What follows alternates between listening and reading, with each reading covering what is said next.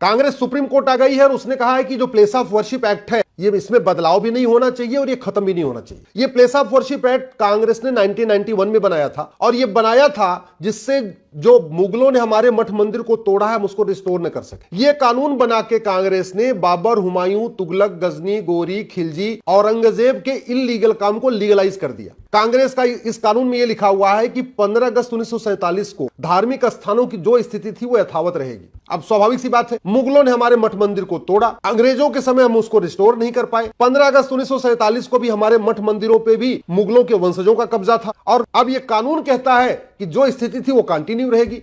इसका मतलब यह हुआ कि ना हम काशी को फ्री करा पाएंगे, ना हम मथुरा को मुक्त करा पाएंगे, ना हम भद्रकाली को मुक्त करा पाएंगे, ना हम अटाला को मुक्त करा पाएंगे, न हम संभल को मुक्त करा पाएंगे, न हम भोजशाला को मुक्त करा पाएंगे। जितने भी हमारे मठ मंदिरों को मुगलों ने तोड़ा था, यह कानून कहता है वो जो तोड़े गए स्थान है सब ठीक है, आप उसके लिए डिमांड मत करिए, उसको रिस्टोर करने की कोशिश मत करिए। और बेशर्मी देखिए, 1991 में यह कानून बनाया और अब 2025 में कांग्रेस सुप्रीम कोर्ट आ गई है इस कानून के समर्थन में और कांग्रेस का कहना है कि जो हम लोगों की याचिका है, हमने इस कानून को चैलेंज किया हुआ है, वो हम लोगों की याचिकाओं को डिसमिस कर दिया जाए। कांग्रेस ने एक बात तो यह कही है कि इस कानून से सेकुलरिज्म मजबूत होता है। इस कानून से सेकुलरिज्म मजबूत नहीं होता है। इस कानून से हिंदुओं का फंडामेंटल राइट का वायलेशन होता है। हिंदुओं को भी राइट टू आइडेंटिटी है।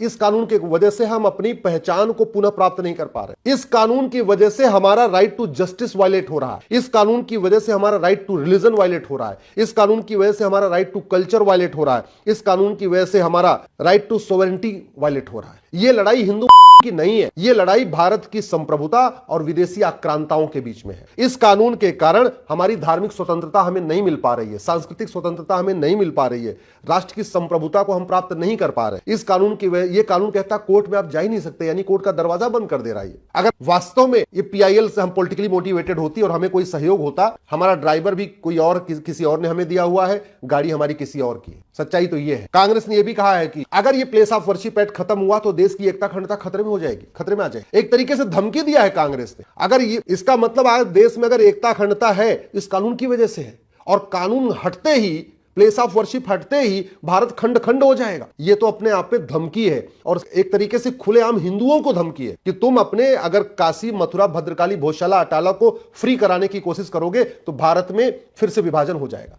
ये कांग्रेस की पीआई पिटीशन कह रही है जो उसने सुप्रीम कोर्ट में फाइल किया। एक बात मुझे समझ में नहीं आ रही है, 5 पॉलिटिकल पार्टियां आ गई, सीपीआई आ चुकी है, आरजेडी के मनोज झा आ चुके हैं, कांग्रेस खुद ही आ गई है, कांग्रेस के प्रवक्ता भी आ चुके हैं। पांच पॉलिटिकल पार्टियां आ गई है प्लेस ऑफ वर्शिप एक्ट के समर्थन में। कोई एक भी पॉलिटिकल पार्टी इस प्लेस ऑफ वर्शिप एक्ट का विरोध करने के लिए अभी तक सुप्रीम कोर्ट नहीं आई। Former cabinet secretary, former home secretary आ चुके हैं प्लेस ऑफ वर्शिप एक्ट का समर्थन करने और हमारी पीएल को डिसमिस करवाने के लिए, लेकिन कोई एक भी आईएएस ऑफिसर, कोई एक भी फॉर्मर आईपीएस ऑफिसर, कोई एक भी फॉर्मर जज हमारी इस पीएल के समर्थन में नहीं आया।